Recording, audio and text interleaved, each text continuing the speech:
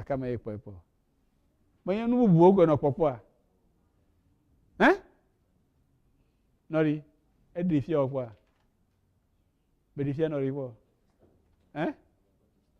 Il peut Christophe. Quand tu as maman, il m'a Christophe et Francis, vous mettez au Sénat.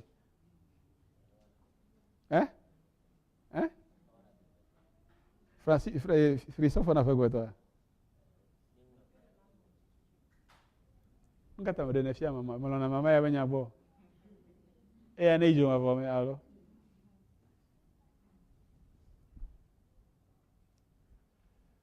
Et quoi n'est-ce? Et Francis, vous mettez. Mais quand vous blâmez, on l'a bon et pas nous. Quand vous blâmez, on l'a. Ok. Togonyo, il quoi? Eh, mais tu as si gagné que yolo.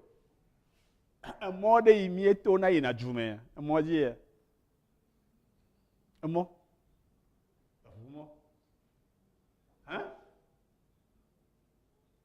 Va over yona.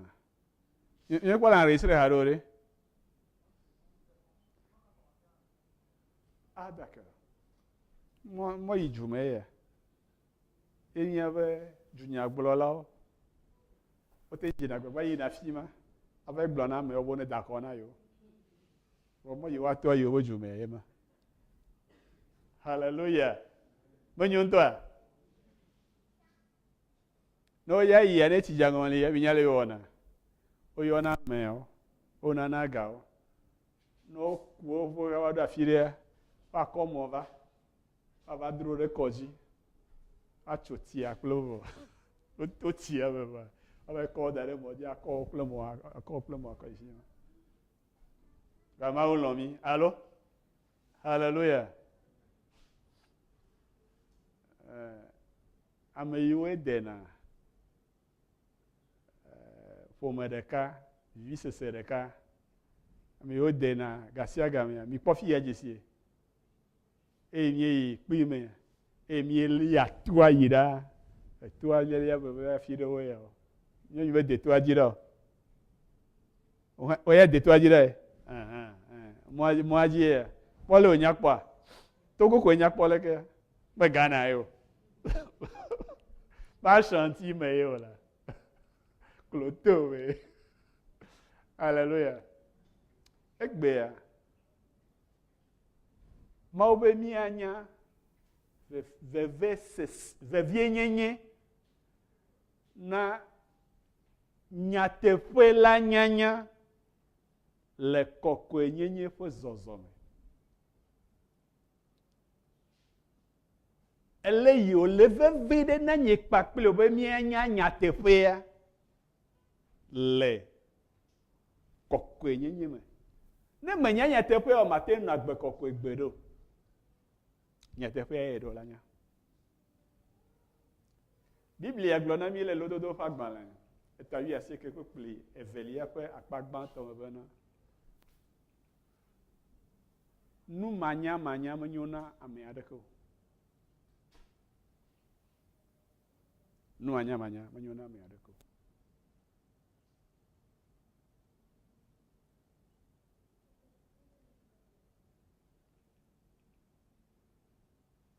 Et Jésus-Christ au gloire. E mi anya tefela e nya tefela a o mi nu kawe a blood de vie we. Amen. Na menya be menya me fefele menyu me kae a va ziji be ma o me fefele bodo. Wane menya be menya me feflo yo le gbogbo na ba me fefle nyu a me fefle bo doko ya o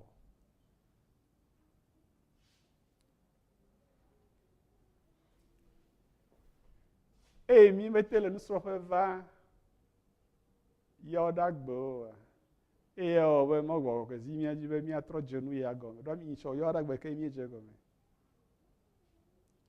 Nyadzɔdzɔ ɖe nɔ anyi va yi. Ŋutsu aɖe enye adzɔdola, tsɔna be gakɔ de nu sia nu yi ahe ga va nɛ me. Eɖo enuwɔƒewo, eɖo amedzrodzeƒewo, eɖo nu geɖewo. Ega ya me ɖevi le gbɔ. Eɖe srɔ̃, edzi vi. Hafi eva tɔ vidzi hã, exɔ subɔla nyɔnu aɖe si nɔ egbɔ le aƒe me, si ekpɔna be nuwo gbɔ. Hafi nuwo va nyo nɛ zã. Dzɔgbevɔ̃etɔa, le eƒe agbe ƒe nuwo le aƒea, evia ɖeka va ku, esrɔ̃a va ku, evia eve kpɔtɔewo hã woku, ye ɖeka koe kpɔtɔ. Me aɖeke megale esi o. Ebe xɔlɔ̃wo hã wo dome va klã. Nyɔnua ya yi subɔnɛa le egbɔ wɔ nuteƒe nɛ. Eyi wòkpɔ be yeƒe agbe ɖo eƒe efianyi mea, eva yɔ nyɔnua gbe ɖeka ye wòto nɛ be le eƒe agbe mea, eye nye yeƒe yayrawo dometɔ ɖeka. Ta Mawu ne yra ele wòte subɔ ye kple nuteƒe wɔwɔ. Yea, yeɖo aƒe vɔ. Nu yi ate nɛa, eya. Wotsɔ agbalẽ aɖe kɔ de esi. Gbalẽa, ebe kekeme kple dzidzime le abe foto be nɔnɔme. Edzo tri hã. Eyi wònɛa, nyɔnua hã lɔ̃na ŋutsua ƒe nya gbɔ. Eyi wòyi ebe xɔ me, eƒe xɔ le aƒea me. Eyi wòyia, eva do go va yia xexe le aƒea. Me ɖewo dzrana frame na foto. Eva yi ƒle ɖeka, ƒiƒi le ŋu fine. Ye ekpɔ nu ya aƒetɔa kɔ nɛ abe eƒle frame wòsɔ ɖe eŋuti, ko ye wòkɔe de me, ko wòkɔ ku gli ŋuti le xɔ me le kpɔkpɔm. Nu yi aƒetɔ na ya, nu yi aƒetɔ na ya. Edzi ko aƒetɔa ku. Nyɔnu ya, kristotɔe, medo akpo sɔlime gbe ɖo. Kɔsiɖa gbe le mɔdzi, kɔsiɖa sia kɔsiɖa le mɔdzi. Ne gbegbe nye wobe gbedoɖagbea eyina, nu be Biblia srɔ̃gbe eyina, ne woyɔ takpekpe tɔxɛ aɖe eyina. Vɔ eyi ye enuwo va wɔ nenema kɔa, alɔme aɖeke megale esi o. Vɔ enɔ yiyim. Dzɔgbevɔ̃etɔ le tsɔtsi geɖewoa, ame yiwoe vluna lɔ kple ganyawoa, woe pastorwo nɔna wu. Kɔsiɖa tɔ va tsa ɖe nua, nyɔnua megadze le sɔlime o. Pastor ya pastor nyuie. Megblɔ be nyɔnua megana mota yi ma va yi dzi kpɔ. Ye wòva yi dzi kpɔ. Eyi wòyia, ekpɔ be nyɔnua nɔnɔme yi me wòlea, menyo. Ame aɖeke meli aƒe. Nuɖuɖu hã megale aƒe. Ɖoa megate ŋu do. Ga hã meli wòva yi kɔ ƒle naneke o.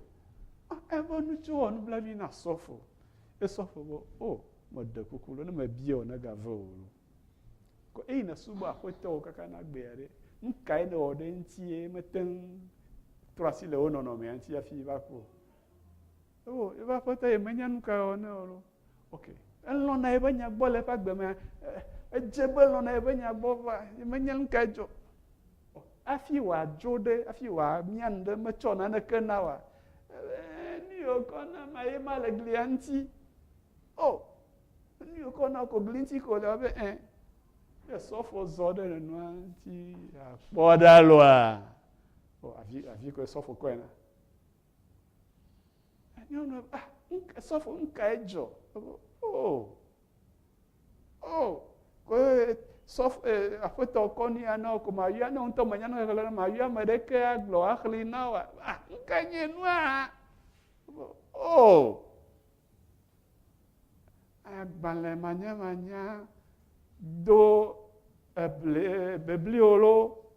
O, nu yiwo katã nyemagblɔ ablɔ. Me yiwo katã nye ŋutɔ menya. Nyemenya ame aɖeke nye kesinɔtɔ abe wo egbea o ɖe. Nu yiwo katã nye aƒetɔwo tɔa, etsɔ wo katã de asi na woe. Nye wo ŋutɔ tɔe. O! Nyɔnua, medzi ko exɔ abi gã aɖe ko ye wòdzo ku zi ɖeka.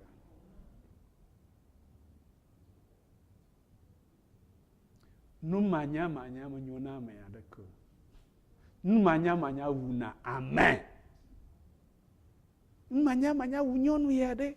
Enye kesinɔtɔ gãtɔwo yi sɔfo manya kpɔ. Gake ele agbe le nu ka me o? Aɣedada koli me. Bonu bɔnu bla na mia. Gafe dɔme na mi hã zi ɖeka alo. Onu bla ni gafe dɔme hã alo. To me nya nu he lo ko na ne ko wo te fli re ji ma ba ko fi agba le nya la re ya. Wa ni mi le o ma nyara o nyonu ya to. Doa nyɔnu ma ne ga nɔ agbe. Nu mo kata nɔ afetɔ si afetɔ hã kue. Alo? Ta ne nu mo o kata o nyawo nye to hã vu egbɔna kuku ge. Nti na egbɔna kuku ge. Wa nu ye ma wo na nye kpakpli o. Do me nyinyi ma wo gle ni na nye kpakpli o. Ne mi nye mi o nti doa. Ime kuku ge akpɔ gbede o. Gake nu ka o me mi lo. Nu ka nye o mo.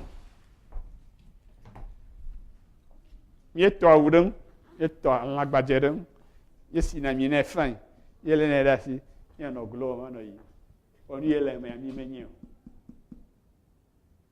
Nu ye le me na mi menyo. Mi no glo. Ya we nye Kristo to, ya ye Kristo to, ya ye Kristo to. Quoi Kristo to we ma ouviwe evito aseye evito aseye evito aseye nu kaba se echo mielo e Paul le fo nyi tem la se echo ndo nu kaba se echo mielo e Cristo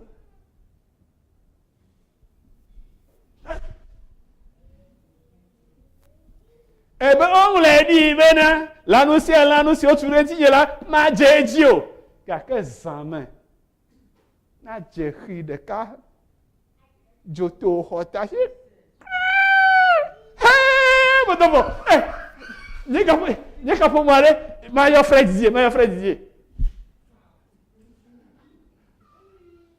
allô ami so ame belio ne gblɔ be yewo ame kako ele ŋɔŋlɔ me gake ne kpɔ kakaraka ame tɔn ododo nɔnɔewo nu le gli ŋu hey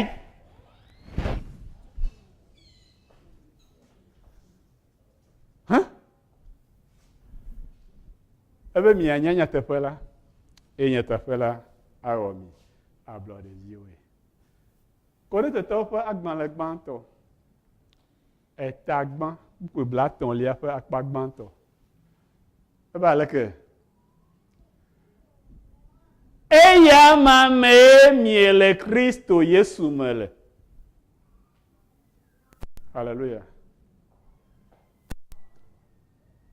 o mekɔ do me nyi gbalẽ aɖeke na mi ɖe yo gblɔ be hôtel 2 février enye tɔ hôtel Sarakawa enye tɔ hôtel Concorde enye tɔ hôtel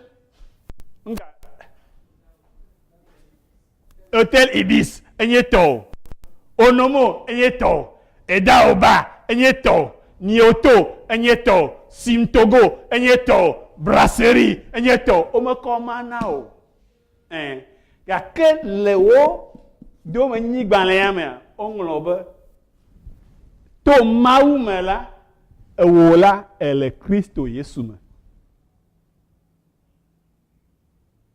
enye be menye ye ŋutɔe ɖo la dzagbagba ge ɖe Kristo me o be Mawu ŋutɔ kɔ ye de Kristo me enye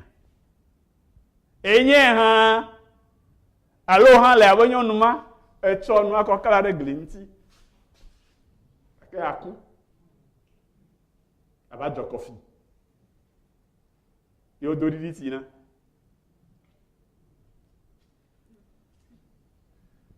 akɔ Biblia ale anɔ wɔm ale Mau ƒe nya ye. Aƒetɔ la ƒe nya ye. Va ku. Ɖe menya nu ye le me. Menya nu ye gbɔ tso ŋuti o. Ebe to yama me. Ye mie le Kristo Yesu me. Afia nye me le Yesu me. Ma vɔna eda. Me le Yesu me. Ma vɔna bokɔ. Me le Yesu me. Ma vɔna huno. Me le Yesu me. Ma vɔna abrafo. Me le Yesu me. Ma vɔna djihadiste. Me le Yesu me. Ma vɔna nka. Hein? Mais du coup, il y a un seulement. Ok.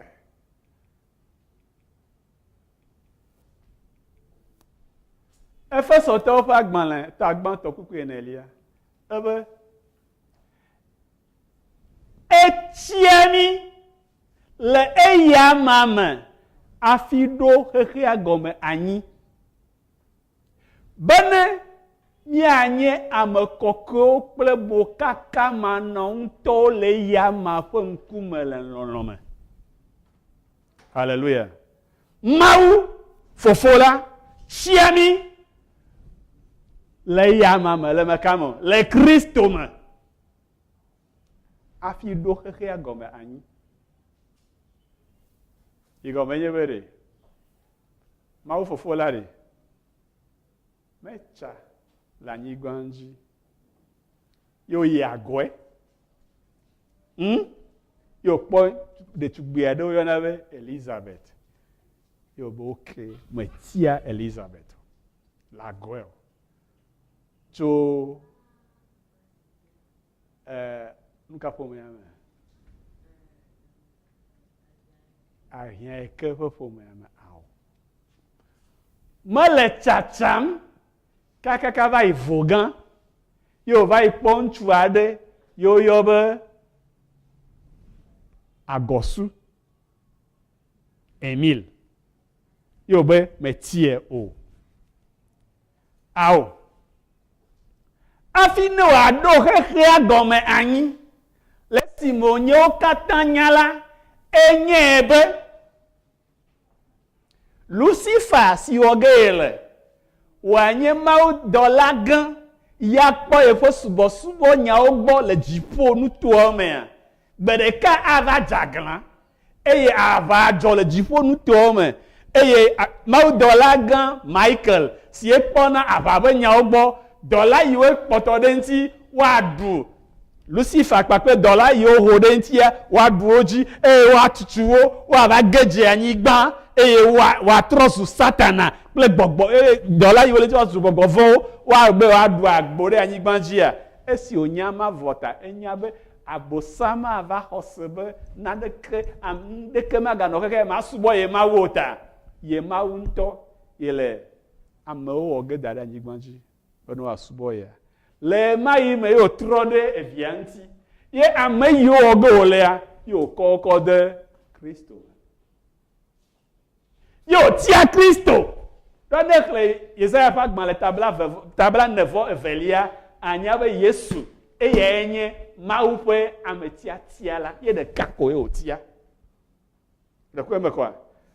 Ta eye wònye be kɔmi de me afi tie ta. Egɔme nye be kɔmi de me afi ɖo xexea gɔme anyi. Egɔme nye be etia mi afi ɖo xexea gɔme anyi. Alléluia. Eta ye ete nye hunɔ gã vevi. Ne gbe xɔ Yesu koa, egɔme nye be Mawu tia wo le Yesu me xoxoxo afi va ɖo xexea gɔme anyi. Ɖekupe me koa. Enu yiwo le na miawɔ nu kɔ mianya. Fie ne Mawu tia afi ɖo xexea gɔme anyi le Kristo me ɖe, aleke nava gblɔ nam be ye tɔgbuiwo be kɔnua ye nye agɔ voduwo subɔna. Be tɔgbuiwo tɔ dzi ye ɖo la wɔ ɖo. Eye Mawu atia wo do ŋgɔ na xexea be gɔmeɖoɖo anyi ya ɖe. Eya mele be ya.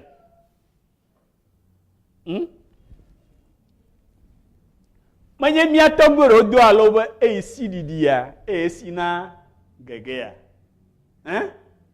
Fine. Mautiao, afido kaya gomeani. Ta mbubu adeke megado ngona tia yi pe lodo ima wo do agbentio. Amene globe amen. Mais de quoi me connaît maison? Hein? Awe ko kuvafi. Masabena la soli meim. Nya agbogili owo mi be de a church yo. Ala bana miawa. Nyewe Jona, adwafa amsenti. Yo papa merci. Ye magala miama. Ala bana nyenku ovu. Chala nyenku gba. Ke azon nyenku onko, nyenku ovu. Eye me sesi agoma ba. Afi mauno ado he agoma anya. Etia nye yale Kristo. Hey! Karijina ba na fom na amatiti de sel na ma aro de via blom go e glonya sis e gla hemanya na enya tefo no no ho wa ba amatiti ni manya ba na tiwu amnya togbu ye do jwa han ta chogbejia mi magade no onya mo nya wa te glo no ye ko nyema rekoma kwa nukataye otiami le ya mama afiva do keke agome anyi do bena mi anyi amekoko kple mokaka manonto le eya mawu nkume menye le dukɔwo nkume ebo le eya mawu nkume nukata mete gbe ɖe fi ma dzi do ne le agbekɔkɔe no le mawu nkume anyigbadzitɔ geɖewo akpɔ be enu yiwo wɔm ne le geɖewo me le teƒe. Amen. La belle kpɔɖeŋu me. Ne mi ya agɔe. Eko nyɔnu aɖe ɖe srɔ̃. Ŋutsu aɖe ɖe srɔ̃. Esrɔ̃a li. Afɔ ve le esi. Abɔ ve le esi. Mele dɔ aɖeke lém o. Ko ŋutsu ma tso yi dzodoƒe. Be ya ŋutɔ yava yi ɖa nu ne kple srɔ̃ yewoa ɖu ɖe. Leke woanɔ? Hein? Omo na numa la goyo. Allo? Nya ba fia omo na nenema. Ambere nto de srɔ̃ ye wolɔ yo be adan ne yo adu de hanya ye onya. Esrɔ̃ ali. Nyɔnu ali. Sese gbigi. Ko yo fonde ko yo la ha le ha. Afa me kplo. Eko honloa mensa ba yina. Alaga kofi nke omo nga jojo de jio but va ma ko ihuno gbo adan ma do wa de no wa won to akpe be le tefe na yo ya vo we ya to wenye be na onko na no mo kaka ma no le mawu nkume nenye be mo kaka ma no amanu le mawu nkume awe be amegbeto abufowa ona bufo fa e ataye Paulo blobe de megale dizimbe maje amewo ne de mega kpoto dizimbe maje amewo la ekema anye be nyemenye mawu subola o nyemenye Kristo subola o ziale si enye le Kristo subon ziale si mie le mawu subon la nu si le be na nyenye be mi anye amekoko le mokaka ma no nto le mawu fonkome amekoko nyenye gomede enye nuko e enye be ma de mo be nubu adeke na zan o tsowu ma wu o eyenye kokwe nyenye amen ya na nye mokaka ma no nto le ma o ponku bele nuka mo le lonlome ela bena de ma unlon ya taye o tia odo ya ta le no bo ha na lon nenye be na lon ma wula ekema na lon amesiame ela bena amo katanye ma o fe nuwo amen. Na manlon mejagole dada Abigail Abigail mejagoe oglo mo bona nduge fira agbenyo ba edan mana mafia hein etaye nyumeten vadoa ngejo medan mo hallelujah ne Melon Abigail. OK? Et au dans nous, nous avons eu un madougue. Elle avait mon œil. Je me crois. La bonne ma fille, on a chado denti.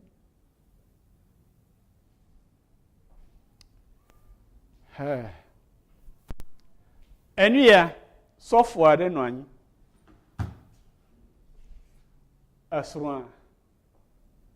vous moi le document et bon le dôme pour encore le software avec souvent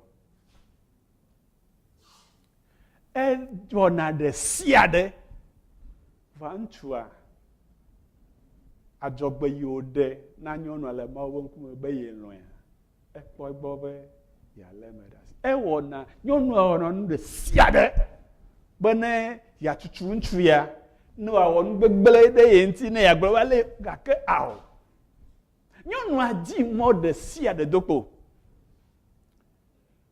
e va chonya me be ya chunu kwakli enya ba so ntua moduna atabio yo danwa alors kaka batadio kaka ko de e ya nyom man to atadi jona jine vo ma tendui pedo yo dana so eswa mo no nya fi o danwa vo. OK? Eswa jina ba gasia ga yo pli na dunu. Va. Ba magbe e yo po so ma liota. O kaba. Do aplon. E nchu agba. E ye igbo ama ma gbogbo mo anya wa du tonye vota. To le plan jina ba edu. Ye o vibe. Be akpole ye et sur le noir bougué. Tu travailles pour l'anti. Et yo calme de nous mettre là. Avant un coup bien la tanti. Et coti. Et j'ai quoi le noir bougué. Le noir bougué. Le bougué. Ma douli yosra ben kayo aw. Da matin blobe lo amade. Ya me ada no ko ma du to hala nya te fa ya wa nya ben tu anyo no anya fi wo edu no ka du fo fi o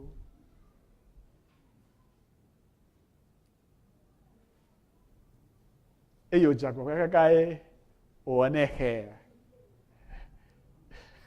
yo no o ya nto konkore nana ko ne nyo nam to ma bola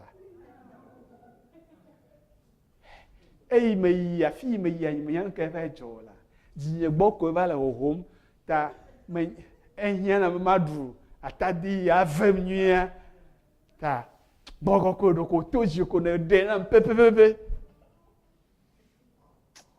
nyono akpe yo vuvuta yo jekulo me nya bana lo akanye me nya bana lo ma le agogo ma da kuku choka fi ma fie nous avons des contrôles ici. Hallelujah.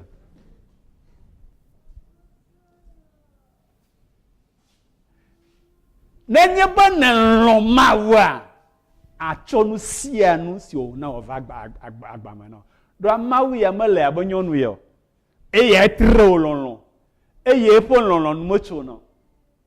Les remi a pas agbanlen établa ton voix de cake pour ton lien ebe melon pa pele lonlon mavo e ma ucho lomi eye etremi lonlon ta lebe mi o mi ado ne kwen ko pele lonlon ta lebe mi ano agbe le kokwe nyenye pele mo kaka ma no nti me le ya ma ponkume le lonlon me amen.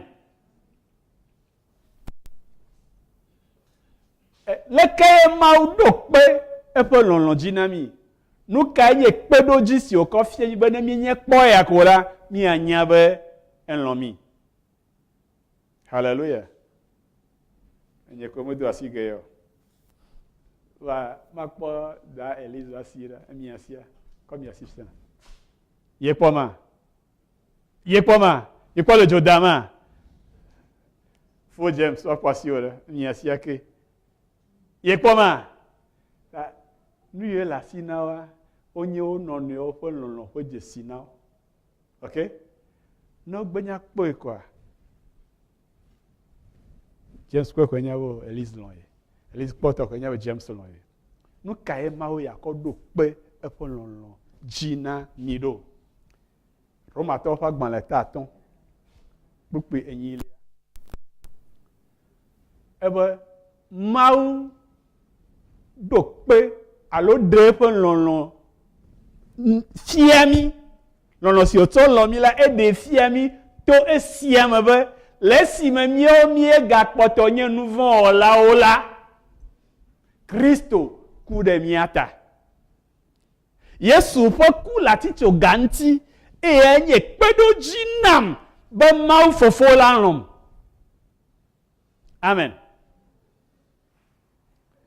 E ya taye ne ame ade le agbagba jembe ya globe Yesu me ku ola wo futoy. Hallelujah.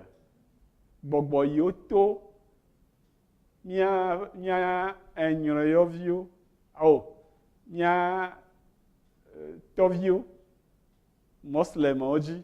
O goglombe Yesu me ku alakpatoy ekujina miole. Dona ibe Yesu me ku ko nyama ga kotonye nouveau wala. Rekwembe kwa. Maudo pepe lono si ocho lomi la jinamito siamebe. Le si me miega kpotonye nouveau wala Kristo ku de miata. Amen.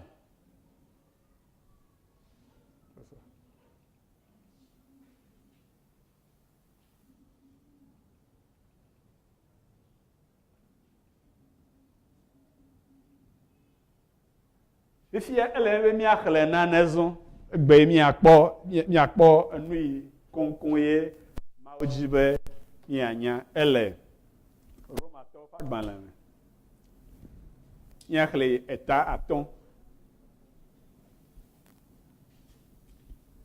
to popo wi asiekelia blave onglo na mi wa mi akhle to yi asiekelia ayede eta ade popo wi de kelia ji Roma to Pagbanle eta aton to pupi wi asie kelia yide eta ade pupi wi de kelia e la bana ale sito amerika foto mado me o amagedozo nouveau la menye amagedo o amokatan ipa fa biblia frère Paul on a biblia a version bubuna eve alors ela bena ale sito amerika foto mado me o ameo katan zu nouveau ola nene maketo amerika foto dodo me ha wawo amegedo wozu amejojo ke cela va trade eme bene wada bena vodadala na sogbodeji ke afisi nouveau la sogbolela amenuveve la sogbogedeu bene alesike nouveau la dufia de kumela nenema ke amenuveve la han na dufia to jojo nyenyeme khena agbema voto Yesu Kristo nya akwetoji etade to koko igbanto azon nu ka blogue mi ala alo de mi aga no nouveau me bone amanu vevela na sogbode jia gbede aleke gomi amesio kuna nouveau la mi aga no agbe le emema ha alo de mi nye bena mi amesio kata o de onyuron de Kristo Yesu mela de epokume onyuromi do maha eyanti esi onyuromi de epokume la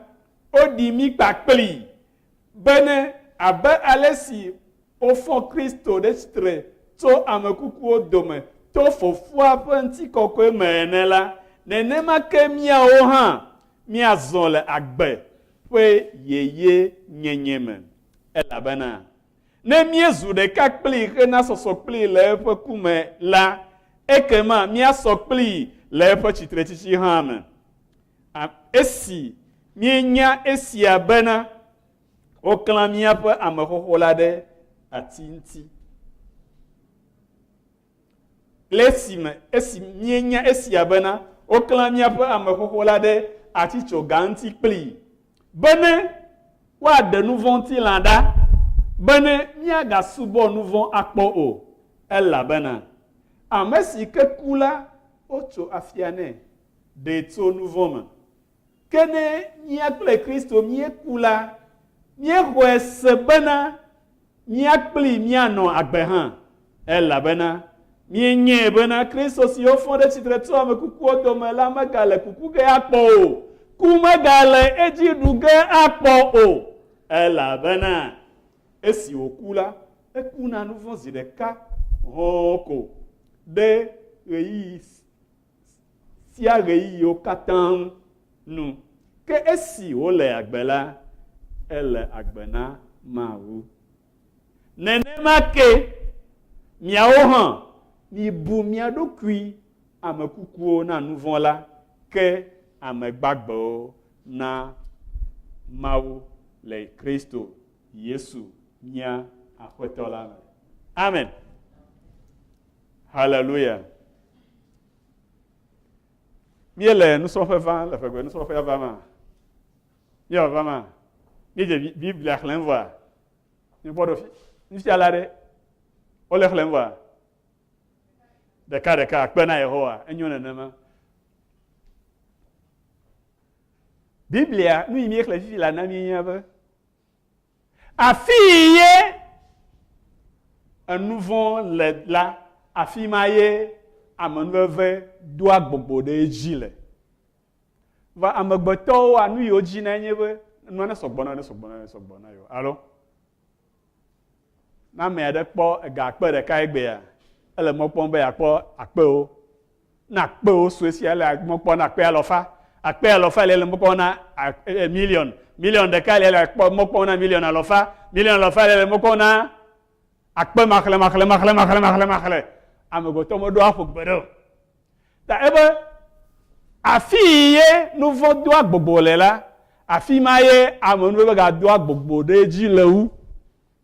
Eta ye gbɔkɔkɔ le mía bia ŋutɔ apɔstolo Paulo dzi be ke ma ne wòle nenema ɖe ɖe míadzi be míanɔ agbe le nu vɔ̃ me be ne amenuvevea wòagadoa gbogbo ɖe edzi mahã. Ye wòɖo ŋuti be aleke gbe ɖe ne nye magblɔ be kpao. Eme kɔa? Ne gava eme alea be mi ame siwo ku na nu vɔ̃ ɖe aleke míaganɔ agbe le nu vɔ̃ me mahã. Míeku na nu vɔ̃. Nu ka ta gbogbo nenema? Idza va ɖo fi ma. Bedzi be ne nɔ sume na wo be yeku na nu vɔ̃. Lema. Ye dze gɔme be nu manya ewuna ame. Alo? Alo? Ne menya be yeku na nu vɔ̃ oa, nu vɔ̃ ganɔ afia ɖum ɖe dzi o. Alo? Me nenema ya. Efia nye be yeku na nu vɔ̃. Amen. Nu siwo le na mi godo be míanya. Ne mi be ganya naneke gbe ɖe eya le be míanya, enye nu ka?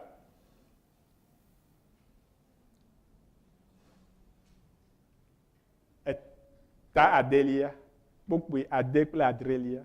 Ebe minya esia bena nya esia le ya bla ya gogogo avoto, sede o avoto. Nya ya be nu ka? Okla míaƒe amexoxo la ɖe ati ganti kple Kristo Yesu. Mabia selo. Mekawo nya le fi ya bo kla Yesu Kristo ɖe ati tso ganti o. Me yi nya ne do asi ɖe dzi. Hallelujah. Dada, oya me nya bo kla Yesu ɖe ati tso ganti o. Kafi me do asi ɖe dzi o. O ma trɔ bia. Mais kawenya bo kla Jésus-Christ la chichogantio. Amesia menya fine. Ici allez. Là. Neto.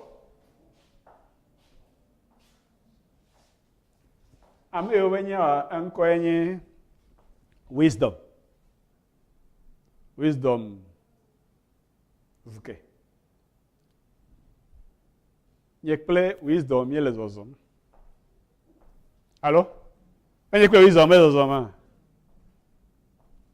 OK. Est-ce que wisdom a pour moi à glober yekple novi Didier les ozom? Hein? Mikade dia. Oh! Agbe, efogbe. Efogbe. Hein? Eblem. Y'a te fait. Là, on a globé, il y a plus frère Didier Milozo, une envie Didier Milozo. Blé là. Ok, fine. Ma pour border. Très bien. Bible, ma oba nyabere. Aucun n'y a pas à me hohola. Ple Christo de atichoganti. Allô? Kema nyeha matin globe aucun nyekple Christo de atichoganti. Allô? Allô kla Yesu Christo plem de atichoganti. Allô? Menya de ka okoya. Chok bovami deka, ple chok bovami. Menya de ka okoya. Nenyebe oklang paklia. Kema okla eya pakpelem. Amakode. E yokla Yesu da atichoganti de. Fefeyo lenti alo. Na fefeyo okla lenti zande ko gade o ti agbe alo. La ko wero. O to funya O de funya evide kwa yo de o ga ti agbe o lagbe alo. Hein? La ko wero. Do yanti na. E ta do asire jire. Hein? Ekuyodi. If you are not bon clan, you pas play that is your ganti va ko ni de nyen ka jore jinyo. Nka jore nyen jinyo.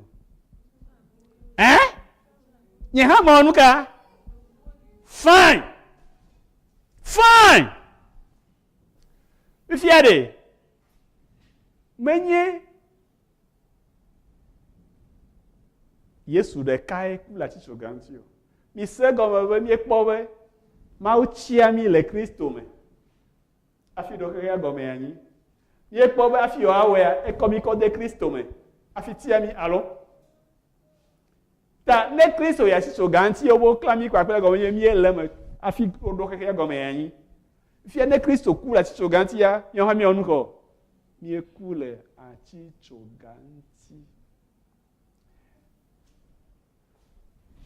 Bena nuka tayo.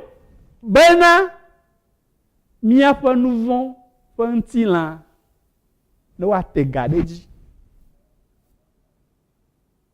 Ne nane li o te gade ji ya. E gonye we e gale kwa pepe va o magate onu ko. Na ne ko o magale o magazin. Okay. Amado ba pa me bere bela belo magalia. Nyanu yo bela belo. Akpe o hohoa. Sefa akpe o hohoa. Egala mo si la femme bela belo bo photo eleji allo. O te gade ji ho agazin. Magatenza. Tade ame hohoa. Bible ebe onuko. O plein da tinti plein Christo. Eku. Ta magate on aneko. Ye obere. E la bena amesikula ocho afiane. Cho nous vont il y a mega nous vont gagner Tobago. Fin. Didier, fiafié. OK? Eh bah si ou aimant. Pas si vidéo ou aimant. Net toi filer quoi? Un autre na kuda ba sinti. OK? Ça Biblia a de kura sinti. Bovia le tamene a jokura sinti o te afio ko le homene a jokura jokura sinyenti, toga jokura sinyenti, nokata jokura sinyenti komojo. OK? Amesi amenyena. Ne va solime. Ya merebe na nebure wagaji fiafia. Leke wa blo. Oh, frère Didier. Allô? Fin. Fiade. Frère Didier ku. Amesi amenye frère Didier ku odi. Mi ocho nevo. Et ne va solime na nega bure wagate yo frère Didier. Mukata yo. Ye glon Biblia le. Biblia bere. Amesi ku la. Ocho afia na echo nouveau nti. E fire menye nouveau ya.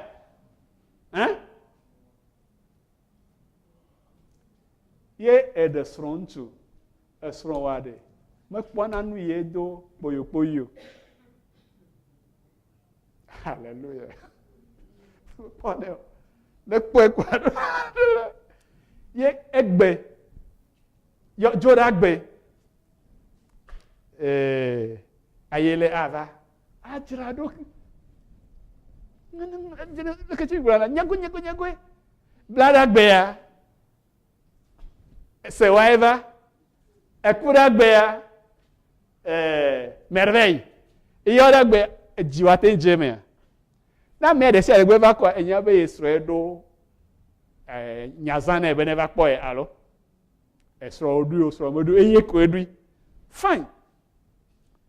Isia kaflan. Esro avaku. Onto ekpoe odi. Enke ye amea de gava. Kachara nyago aglobe esro egado rendez-vous ne. Epere ka megbe. Ye abere ga chugo je vire ga jirado. Kaka ele fi mere ba no entre va do apo mo na. Aglobe esro kuku ye gado. Do ekuta ma ga we. Biblia bere. Ni afa me koko aku tami onuko. Ni vocho nouveau sime. Nya ya be vocho nouveau sime. Nouveau ma ga du fiade jio. Amen. Ken ka emi awo. Ngongula be. Miao ha. Mile miadokio be miekunwa nouveau. Mi po ebe yokuna le na wonto be na doje si be ongo. Yekuna nouveau. Wonto doje si. Be yekuna nouveau. Amekuku de me gawo na nouveau. Enya etenye bo we dana lakpa ou la ani banje dalakpa ou Trump. Et dalakpa ou Poutine. Et dalakpa ou Macron. Et dalakpa ou ani banje juklo la okatan. Et dalakpa ou Boko na okatan. Be igbe he ku ko de agaten dalakpa. Ekuna nouveau. Ta kpodo ki owe ekuna nouveau.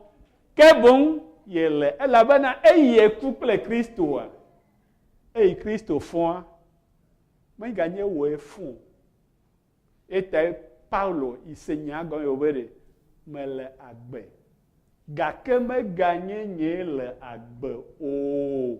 Que bon Kristo ele agbe le menye. E agbe si mele lenti la me fifi la mele to Kristo a mesi l'homme et o tso do ku savoir de tanye la me. Ama quoi? Ta Kristo bagbe no la jele mozo eta ye obe benemia no agbe le yeye o me bon ta mesia me ipo egbe ade akpo la kpo ga globe oh ewe ye voi le ke trole ko nka joy trole ko o la kpo to trole mo o la nyawe oh nti la ya egbe ya ele gboglo na mi benu kayo Elise ya kake mi pagbe no ye po nu fo ye po nu onawa mega dido ki o kura e la globe enya te fe mega nyenye le agbe o ke bon Kristo le agbe le me e ga yen ko e ku na nu fo ame enya be o mo wona de Elise wu nya va we de nti o maglo nya de ko e bo alo mo pom yiro alo mo senya go maga we po e ga we oh nyete kwenye nya akona enuma na duko tonji gagle na maga we po e ga we Elise nka ejo nka na etrole ke yo Elisa eku gaka me oku afio aɖo xexea gɔme anyi va ebe ku ŋutɔa eva eme le Golgota ame ya ɔna abe ebe kawo le wo nɔnɔewo ŋu ka amen ke boŋ ele agbe na Mawu to Kristo me agbenɔnɔ na Mawu enye agbe kɔkɔea nɔnɔ agbenɔnɔ na Mawu enye agbe kɔkɔe nɔnɔ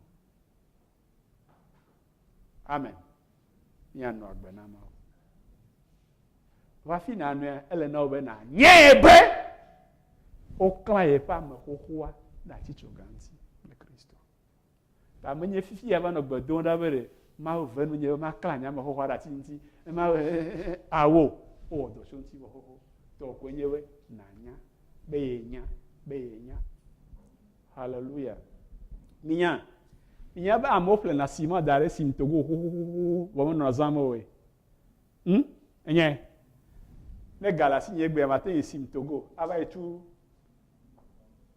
100 tonnes be ga akɔ da ɖi ne me tu gbea wo ga va da ɖe dzi o wo me ga va da ɖe dzi o meka nye ya o ne gbegbe ma wɔ dɔa kɔkɔgblɔ be mi livre tonne ya le si nu nam reƒu me kɔa nenema Mawu wɔ dɔ tso mia ŋuti ma fifia ɖe etsɔ wo ma kɔ da ɖe mia gbɔ Mawu tu fe ewɔ dɔa ewɔ ku nye be dɔ etsɔ wo ma kɔ nam be didi ame xoxo aɖe eku sea eku ƒe da siri gbalẽa le gbɔnye ta nye ŋutɔ ko la nye be ŋgɔ meku fine nenye be meku ɖe na ame ɖe va bia babia mate ɖo ŋutia vazi geɖe ne wobia wo nya ɖe eɖena ma be Yesu ne ɖo nya ŋuti le yiyeme alo wo ŋutɔ eɖo na ŋuti meɖe ku mi ɖo nya ŋuti na la enye kpɔɖeŋu ɖe me na yi sɔ mena ame yiwo français do la egbea ga yi me wonɔ amewu le Rwanda ŋutsu aɖe hã eya ƒe eve xɔ gama me etɔe nye ame yiwo wu gbã wo dometɔ ɖeka enɔ asi kpakpli dzo yi Congo yo va yi nɔ amedzrowo tsiƒe ɖe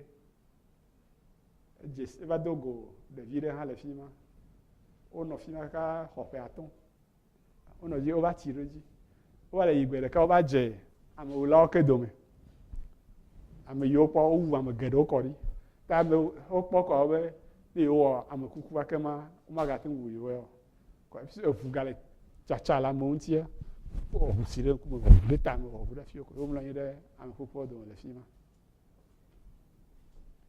wa dzɔgbevɔ̃e tɔa amea ɖewo meku keŋkeŋ o kɔ gadzi ŋeŋe ame yiwo wua womedzidzi le fi ma ko wo dometɔ ɖeka gatrɔ va ye wòva tsɔ tsu ne wòkpɔ amea yi be ŋgɔ nekpɔ amea yi be ŋgɔ ifia ame yi le nua gblɔ ma exɔlɔ̃ velia ame yi nye ame kuku yi te ɖe ŋuti wu ye hã meku nyui ɖo ok kɔ ye hã va ʋã vi ɖe ko ye amewu la kpɔe kɔe wòkɔ tsukɔ da ya hã le gbɔ tututu nenye be ku ɖe nenye be yeaku ɖe ado lia eŋlɔ be ame kuku wɔ ye le kɔ be kɔ ya hã kɔ da meɖe kuku eme kɔ na mia ne mieku kpakple Yesu ɖe nu ka ta ye nenye be nanewo dzɔa mi ŋutɔ mietsɔna nu ƒona nu nu ka ta mi ŋutɔ mietsɔna nu gbana kui o